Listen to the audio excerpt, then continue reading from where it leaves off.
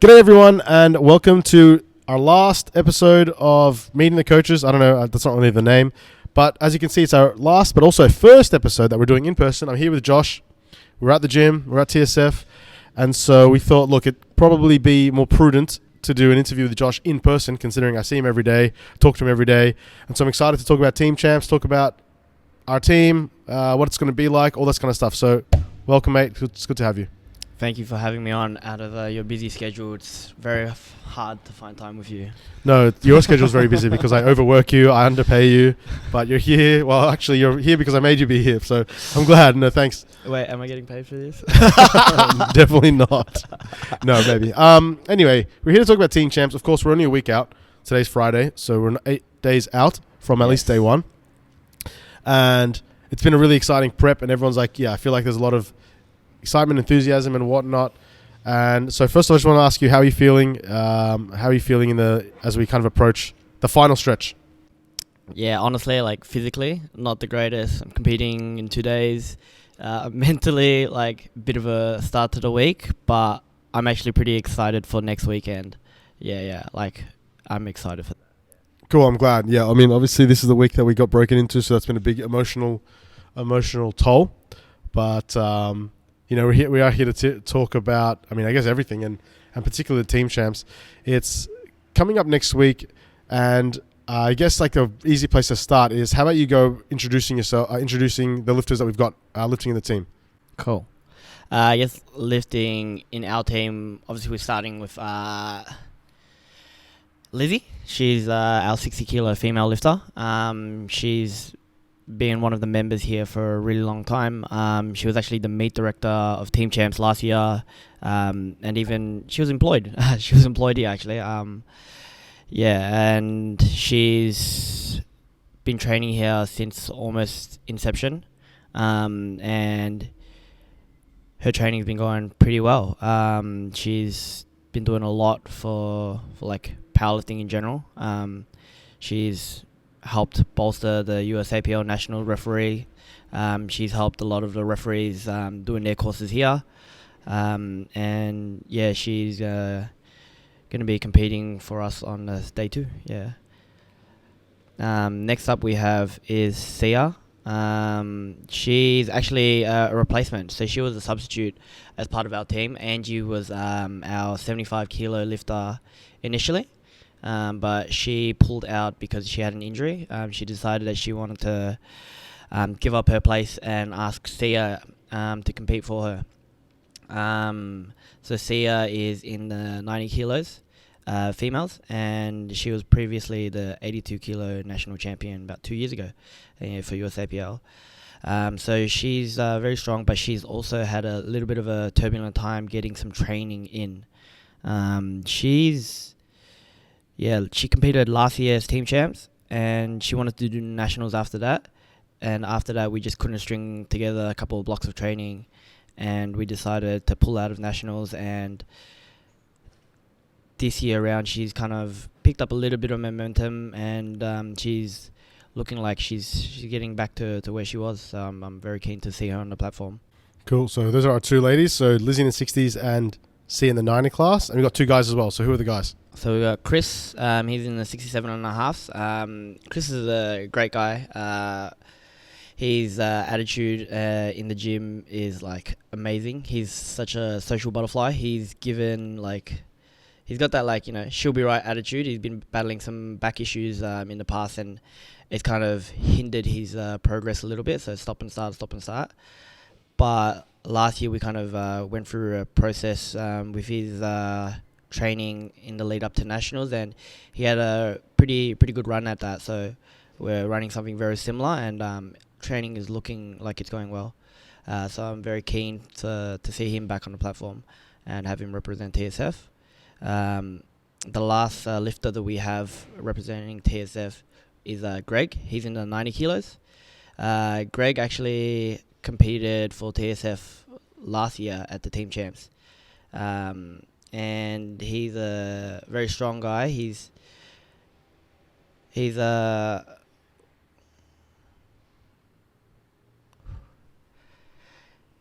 had a little bit of like a turbulent, training period last year. I think it was a little bit like even all of the lifters last year, a little bit burnt out with lifting. I think the pressure was a bit much, and there was a period actually last year at Team Champs. He looked me dead in the eyes and he said, "Bro, I'm sorry. I didn't mean to let you down." And I looked at him. I was like, "Man, you can never let me down. Like, I'm so proud of you. Like, the way you turn up to training, the way you give yourself 100%, and the way that you apply your hard work and dedication. Like, I couldn't ask for anything more. So I'm very glad that he decided that he wanted to do Team Champs again. Wouldn't force him to do Team Champs because I think last year there was a bit of pressure. I didn't know who to choose, and I was like, I think there was a bit of pressure from myself and even some of the other members. Even they were like, "Greg, you should do it." Like, I did think that he was our best chance at winning, but I think there was a bit of that pressure for us to win last year. Yeah, and I think he definitely felt that. But I guess the last thing I want to say is, like, even though we had Greg, he's the last lifter, we also had another lifter who was a substitute. So that was Dingers. So Dingers, he was my second substitute. He's a male in the 75 kilo weight class. But the one thing about Dingers is he said to me, "Don't put me in unless you have to." And similarly, like to Greg, I didn't want to force Dingers to compete. His training's like, when I asked him to be a sub, he started taking his training seriously, starts filling out his notes, like, just like little stuff like that. And it's like, he's looking very strong. And I'm a little bit sad that he isn't competing. Like, I would love to have another fifth member. But, I'm glad that he's getting good training in. And, we'll see how it goes. Right, so you've got the four. It's Lizzie, Angie, Chris, and Greg. And you've made reference to Dingers, obviously, who's a sub.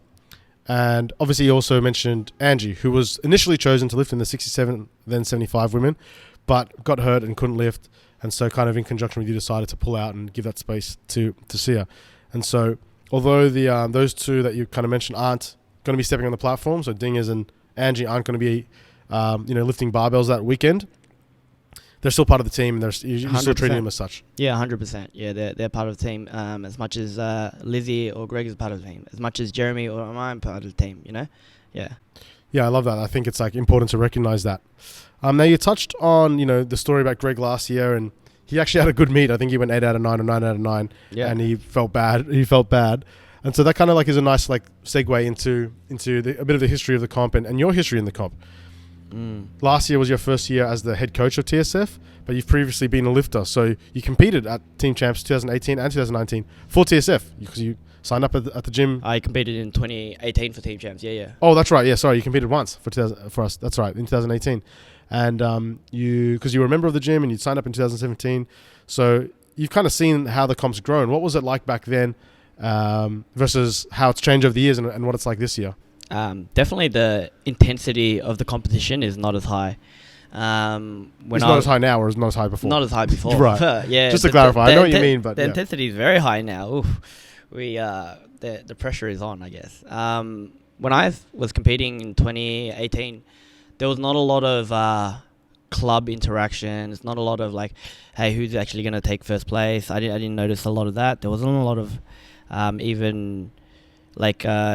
even between ourselves, like as TSF like the TSF team, there wasn't a lot of interaction. I think maybe there was 1 or 2 training sessions I would meet Amanda and Ben before, but like it's not like, hey guys, let's meet up on this day, train together. I'm doing heavy deads, that kind of vibe.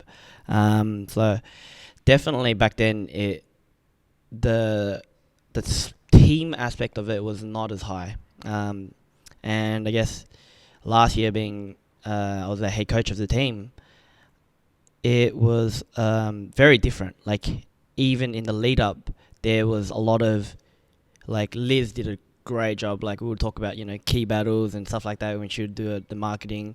Like, key battles for, like, different weight classes, which would be, like, crucial for teams to win certain points or lose certain points to take the team win. And, like, little things like that would hype up the event a little bit more.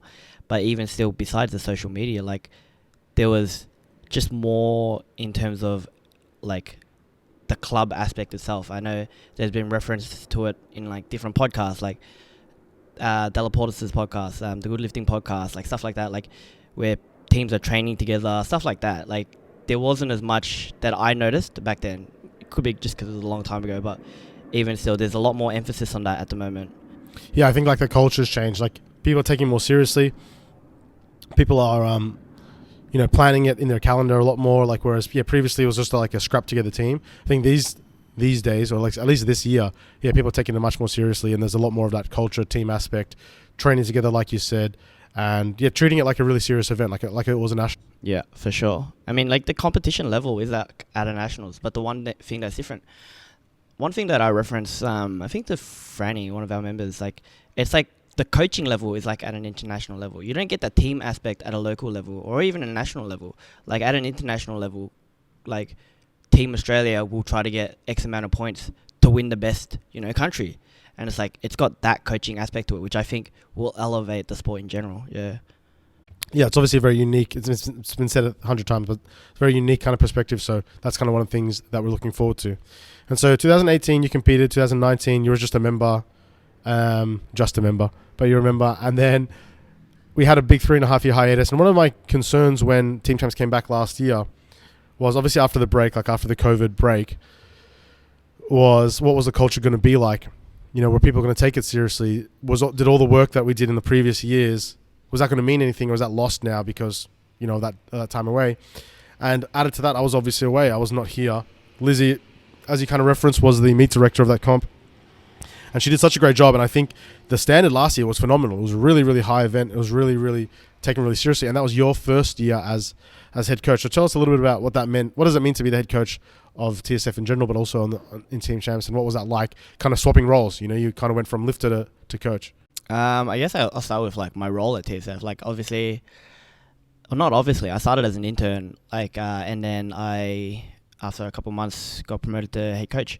And that role entailed taking care of the members' training. So there was like up to 60 members, writing their programs, watching their lifting, giving them feedback, and just managing them in general, right? Like you know as well as I do that there's a lot more than just giving cues and helping someone with their technique. It's managing, I guess, how they approach training, managing their athlete psychology, a lot of that stuff. And I think, I guess, moving on from that, like my role when I was going into Team Champs, obviously being my second, I would say like my first big coaching event was Nationals, probably 3 months prior. And then Team Champs was probably the other big event that I coached at. There was, I guess, a lot of pressure to win. There was a lot of different teams and they had a lot of strong representatives, and I'm a very competitive person. And when push comes to shove, like I don't like to lose. So there was that like pressure, and even some of the athletes who was representing, like Edwina, for example, she's very competitive. I know that like there's that, you want to do well for your team. And same thing, like as Greg kind of alluded to me, like he said, I don't want to disappoint you. It's like I had that same sentiment in terms of me and you. Like I didn't want to disappoint you. I wanted to make sure like our team did the best that they could, and I think we did very well. Yeah. So there is that, I guess, pressure to do well for your team, to represent your team well. Yeah. Do you think there's added pressure because we're the host club, like because it's our event? Yeah. Do you feel pressure like because of that? Oh, 100%. I felt that pressure. I'm not sure if there is that added pressure or is that's self-imposed. Yeah. I don't know. I think it'd be like, I think not a lot of teams expected us to do that well. So I think that pressure was placed upon myself. Yeah. Yeah, for sure. And I mean, especially because we won the first 2 years. But like you said, the context was different back then. Like 2018, 2019, the years that we won, it was different. It was less competitive. I took it seriously, but not other clubs did. And so I'm not saying there were easy wins. Like there were really some strong teams and some strong groups back then. But it was just very different. Whereas nowadays, to win is actually a lot more meaningful, especially this year with 22 teams. Like if you're the best of 22, man, that's like says a lot. Whereas, winning in 2018, 2019, of course it was meaningful to me, but only really the top 5 teams were taking it semi-seriously. and the rest were probably might not have even had complete teams. It was very, very different. And so naturally, now that you've kind of elevated into this coaching role, you've kind of like taken on this growth and taken it as your responsibility to like perform better than can be possibly expected. Beforehand, we were talking about I guess like as a business like TSF, our membership base. You mentioned to me previously that our membership base is different to what it used to be. It's also very different to like other gyms. Like we kind of attract a different group of people. Do you want to talk to us a little bit about that? What does that mean, and who is our like ideal client at the moment? Who are the people that we're coaching in the gym? Yeah, like to answer your question, like our ideal client is someone who's probably never even like touched a barbell, never heard of powerlifting. Like we take you from the ground up and we teach you the basics, the fundamentals to get you from A to B, to like be competent and qualified to train. Like a lot of the members that are representing TSF, like we I say me and you, like because I've taken on that role, like we have kind of cultivated that. We've cultivated that growth in them. Like Lizzie was a member here, I think, since like 2017, like almost inception. And like Sia, like she's didn't do a lot of training beforehand. You know what I mean? So like, I think to answer your question. Our ideal market is like people who don't know much about lifting. Yeah, it's like we'll show you the ropes. Yeah, we'll show you what it takes to get you to your best, I guess. Right, like to expand on that. I mean, obviously we've spoken about this before, so it kind of feels a bit funny to talk about it now, but I think it is a good platform to kind of discuss. It's like our membership base. I mean, most of our members, even now, are like beginners. Like we don't coach high-level lifters, and not because we can't, but because our marketing is geared towards, hey, if you've never done weights before, come and we can teach you. And like that actually manifests itself in our team. Like you kind of mentioned Lizzie and Sia. It's like pretty much our whole team are lifters that like didn't have any lifting experience before they started with us. Like so to speak, they started from the ground up. Like Lizzie was a complete noob when she started. Sia was a complete noob. Like I've got a video on my phone of her squatting 50 kilos for the very first time. I was like, oh, we're putting yellow plates on. Like let's get a video of it. And I took a video, put it on Instagram. And now she's squatting triple that, more than triple that. And so, same as Greg, when Greg started, he was only a teenager and he was like very new to lifting weights, and that was 5 years ago. And now he's actually a really competent lifter. Angie, same thing, Greg's sister. Okay, come to the gym with me, was a complete noob.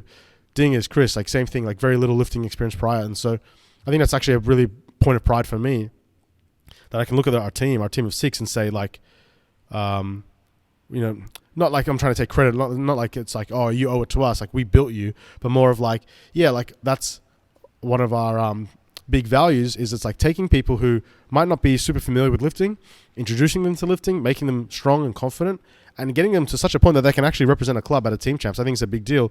Whereas a lot of other coaches and clubs, and this isn't like a dig at all, but it's just to say the reality, it's like a lot of clubs and coaches, obviously their marketing is like, hey, are you a competitive lifter and you want to take your lifting to the next level? Come train with me. Well, of course you're going to get good lifters because the people that are starting with you are already good lifters. You know what I mean? Like when I coached Brett Gibbs to go to a world championships and he broke a world record total, it's like, of course, on one hand, I'm like, well, look what I did. I coached someone to break a world record.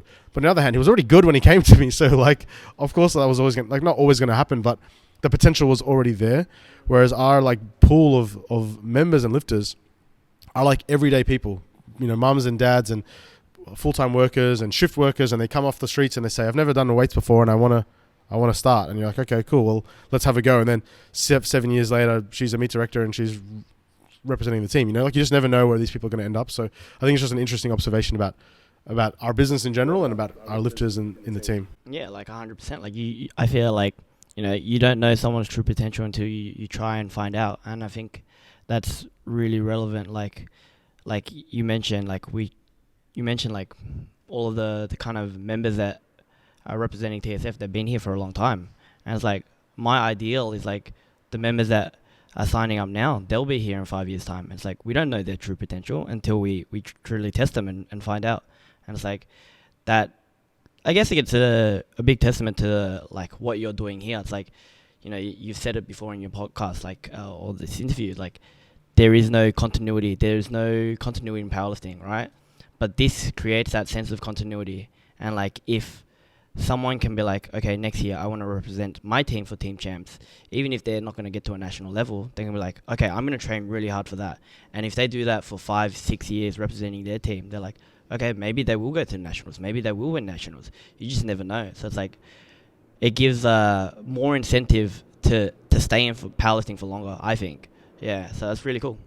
Thank you, man. I appreciate that. Cool. I want to quickly preview some of the classes. Now, we've obviously mentioned the lifters, but I want to quickly preview the classes, and I want to talk us through very briefly what you're expecting in each of those categories. For our lifters, I'm talking. So specifically, Lizzie. She's in the 60 kilo class. She's on day 2.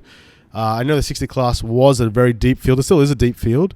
How do you kind of foresee that placing or like landing, and like what are your goals for Lizzie in that class? Like, fair to say like we're not shooting to win, but what's your kind of predictions there? I guess my predictions.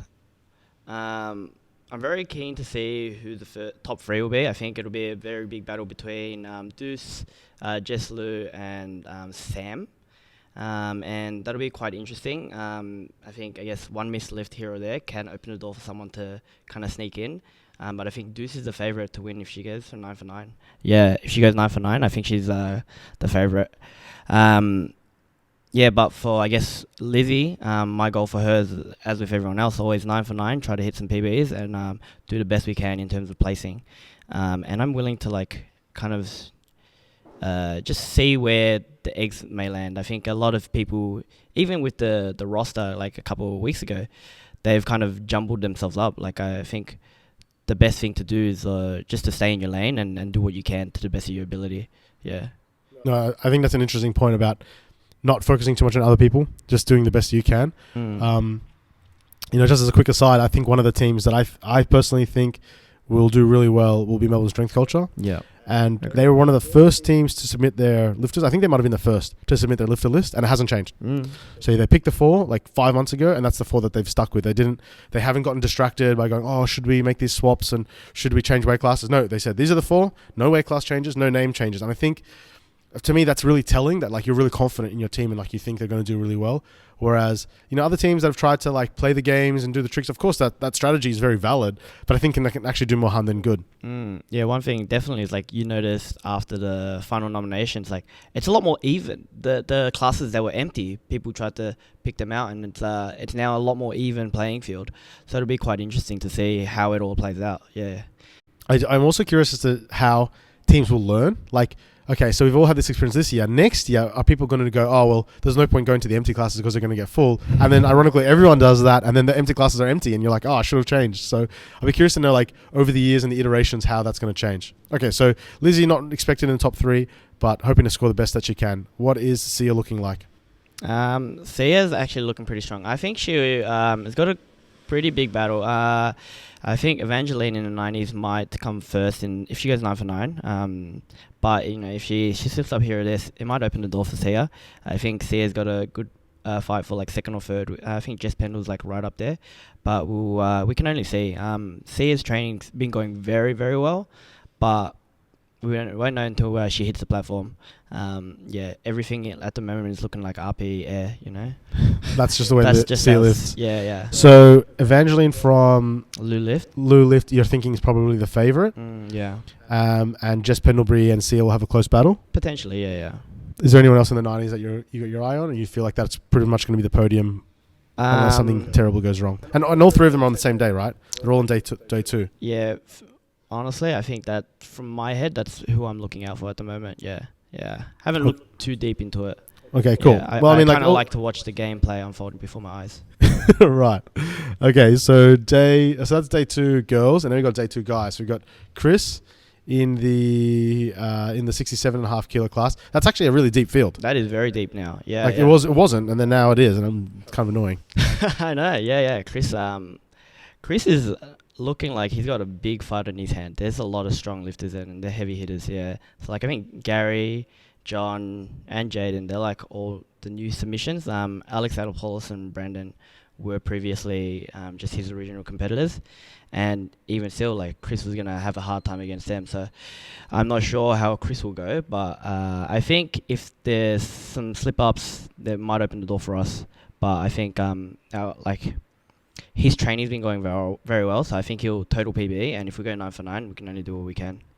So who are the three that you've just mentioned, or who do you think is going to win? Firstly, because I'm not really familiar with John and the other two. I'm not familiar with their lifting so much, but who is the favorite in your eyes? I think Gary or John. I haven't looked into it too deeply. I think Gary definitely was one that I suspected. Even when I saw Josh Sim started posting like his Instagram stories, I was like, this guy's probably a sub. Like, just had a feeling. And turns out he was. John is out of Elemental, and I think he was gonna come pretty close to first, but I think Gary might have him, honestly. Okay. So I'm making some bold claims. I hope I don't offend you. No, well, the 67 class is interesting because it was both of our X classes, 66, 67 and a half. Yeah. So it's always interesting. I'm always interested to watch how 66, 67 and a half kilo guys go because, it used to be a personal experience. All right, so, and we've also got the 90 class. Greg, again, wasn't the deepest field, but now a few people have kind of jumped into the 90 class. Who's looking like the favorites there, and what's the goals there for Greg in terms of where he lands? I think getting Greg 9 for 9 will be really good, and getting a PB, I think he's looking strong for that. I think there's some competitors who have moved from different weight classes, Frank from Lulift being one of them. Mitch was always going to be a competitor and looking like a favourite to take out that 90 kilo weight class. Scott has moved from Panthers, and I think that'll be quite interesting. Scott was previously in the hundreds. Correct, yes. I think that's a very strategic move from Colin.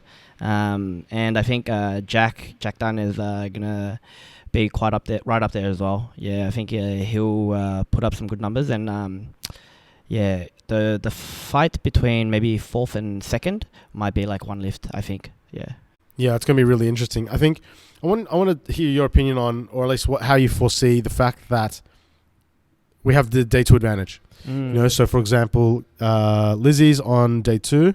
And the only people she's lifting with in her class are Deuce and Jess. And so there's other competitors that are all on day 1. Similarly, say in that 90 kilo class, Greg's sharing the platform with Mitz and Frank. But Scott, who you mentioned, on day 1. Do you think that's going to affect the way that you, approach? Do you think it's going to affect the way that you approach the attempt selection and the numbers on the day?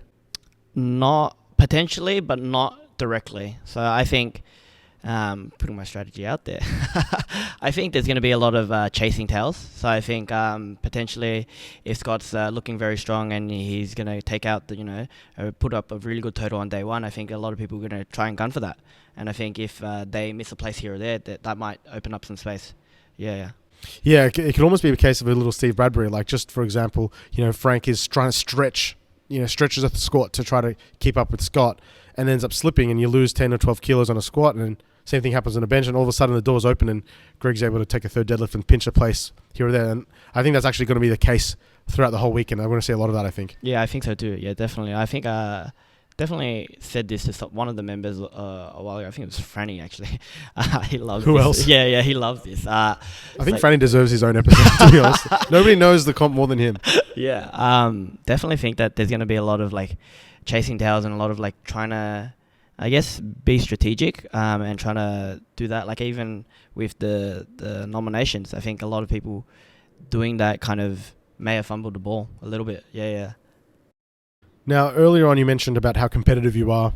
And, now that we've done this little quick preview of the lifters, it's clear that there isn't a class where we're likely to win, and so TSF's not going to be one of the strongest teams in the competition this year. How does that sit with you, and why do you think that is, and what does that mean in terms of your goals of where TSF plays? Honestly, obviously it doesn't sit really well with me, but in saying so, I don't want to lose, but in saying so, I'm super proud of all of the people that I've chosen. One of the big things that kind of was the driving force of my decisions, I was listening to a podcast with Simon Sinek, and he was interviewing this NBA player about the topic of teammateship. So when I was kind of picking the team, I wanted to pick teams that valued this topic of teammateship. And teammateship's not really defined per se, but it's the traits to make a good teammate. So leadership is quite clearly defined. But to be a good teammate, anyone can do it. Any member here at TSF can do it. You know, you can be just a good person to your training partner next to you, and like that kind of value is what I was looking for in my team. And I definitely think that I want to be coaching for as long as I can, right? So like if I'm coaching here and we develop a strong roster in 5 years, I want to see that, these people can kind of look to our members now and be like, get inspired by that. It's like, even if we have like the beginner barbell club running at the moment, and even when we have new trials come in, like when the team is training for Team Champs, people are like inspired. They're like, wow, that's crazy. Wow, Liz is so strong. And I'm like, man, the impact that our members have on these people who have never seen powerlifting before, it's pretty impressive. Like I am like truly like touched by that. Yeah. Yeah, I mean, I like that little story about teammateship. You've told me that one before, obviously, so it's something that I'm familiar with. And you kind of talked about the members, the guys that we've got on our team this year, and about how proud you are of them, and that they're good contributors to the gym and to powerlifting in general and the community and all this kind of stuff. And then now you've obviously talked about teammateship. I think like a good example of that actually was just the other day when we were training in the gym. It was really warm, and Chris and Angie, I think, went and did a Slurpee run. Yeah. We're next door to a 7-Eleven. It was hot. They're like, hey, we're going to go get some Slurpees. And what I thought was super interesting was that they didn't just come up to me and come up to their mates. They went to everyone in the gym, even the newbies, even those people in the barbell club who have been training here for 3 weeks, who don't even know each other's names yet. But they've might gone not over even and be watching this podcast. Yeah, right. And they've gone, hey, can we go get you a Slurpee? And it's like, I think that's the kind of like good, that's a culture that we try to breed here, obviously, and we're obviously very proud of. Lastly, before I let you go, I want to ask you about your predictions overall. Okay, so day one is going to be very competitive. I want to know, who do you think is going to win? If you can name me who's going to be promoted. And then day two, well, not necessarily day two, but overall, who's taking the dub? What's the podium going to look like? Because obviously there's prize money for all first, second, and third teams. So what's your predictions? Interesting. So predictions for day one, I definitely think Chad's will be up there. I think one thing that I said for a long time, people have slept on Panthers. Chaz might win day one, but I think Panthers has a very good chance of winning day two. Very interesting how the story plays out like that. And I definitely think Apex Strength have a very good chance of winning that day, or coming top three. So I don't know exactly what I would say my rankings. Maybe Chad's first, Panthers... Overall? No, on day one. So on day one, like maybe Chad's first, Panthers on second, Apex third, or maybe Apex on day two. Apex on day two. They're premier bracket. So look at Come on, me. mate. Sort your stuff out. Look at me. Yeah. Sorry, Stronghold then. Yeah, maybe Stronghold. Yeah. I'll stick with that.